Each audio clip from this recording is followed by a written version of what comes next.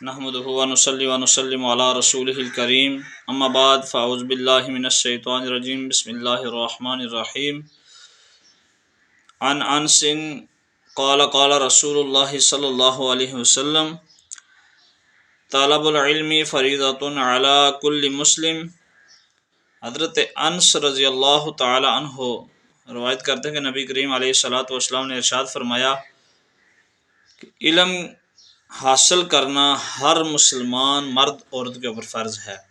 تو حضور نے فرمایا کسی نااہل شخص کو علم سکھا دینا ایسا ہے جیسا کسی نے سور کے گلے میں موتی اور ہیروں کا ہار پہنا دیا ہو۔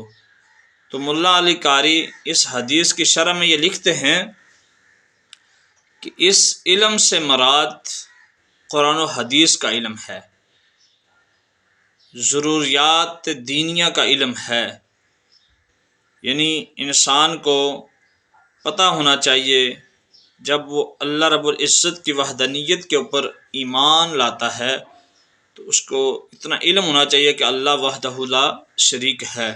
رسول کریم علیہ الصلاۃ والسلام کے بارے میں اسے علم ہونا چاہیے کہ آپ اللہ کے آخری رسول ہیں۔ نماز، قرآن اور دیگر عبادات دینیہ کا اسے آگاہ ہونا چاہیے، اس چیز کا علم ہونا چاہیے کہ یہ ہمارے دین میں یہ چیزیں ہیں۔ تو حضور نبی کریم علیہ الصلاۃ والسلام نے فرمایا کہ جس نے قرآن کی ایک آیت کا علم حاصل کیا، فرمایا کہ 100 رکعت نفل پڑھنے والے سے بہتر ہے۔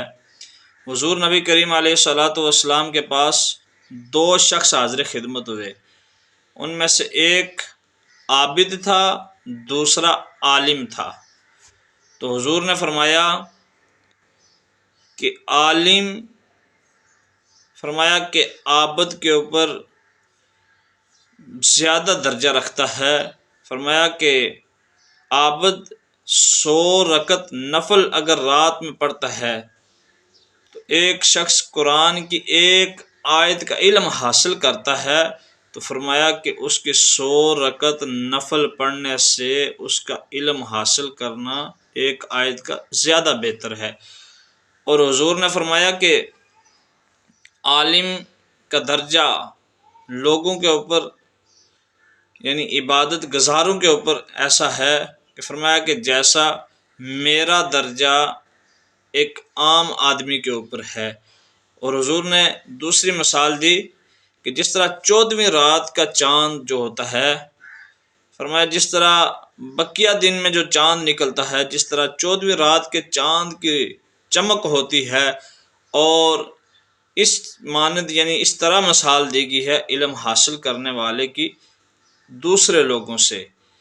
اور اس کے بعد حضرت کثیر بن قیس رضی اللہ تعالیٰ عنہ آپ فرماتے ہیں کہ میں ایک دن حضرت ابو دردہ کے ساتھ دمشق کی مسجد میں بیٹھا ہوا تھا، تو اچانک ایک شخص حاضر خدمت ہوا اور عرض کرنے لگا کہ ابو دردہ، میں حضور کے شہر مدینہ سے آیا ہوں اور مجھے پتہ چلا ہے کہ آپ کے پاس ایک حدیث کا علم ہے۔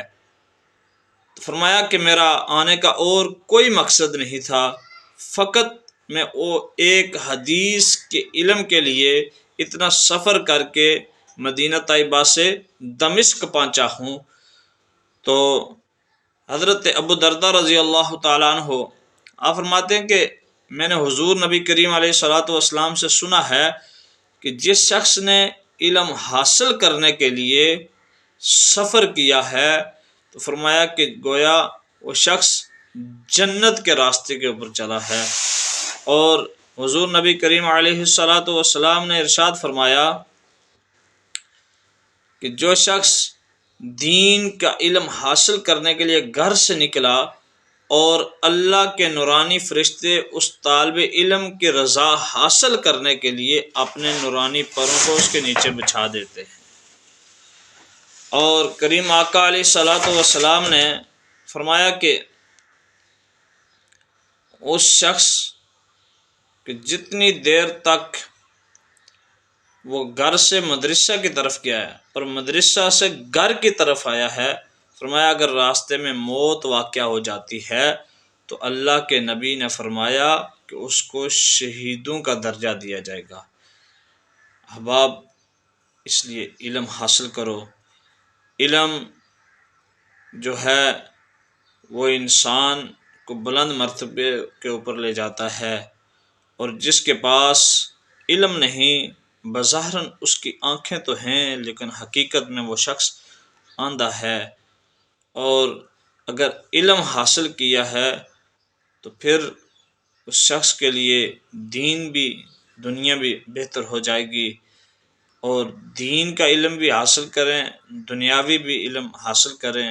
لیکن آج بدقسمتی سے یہ کہنا پڑ رہا ہے کہ ہم لوگ دنیا کی دنیاوی تعلیم کی تو بڑی بڑی ڈگریاں حاصل کرتے ہیں، لیکن دین کے بارے میں ہمیں پتہ نہیں، ہمیں پڑھنا نہیں آتا، قرآن پڑھنا نہیں آتا، حدیث مصطفیٰ کا ہمیں پتہ نہیں ہے۔ اس لیے دنیا بھی سیکھیں، دین بھی سیکھیں، اور دین ضروری ہے۔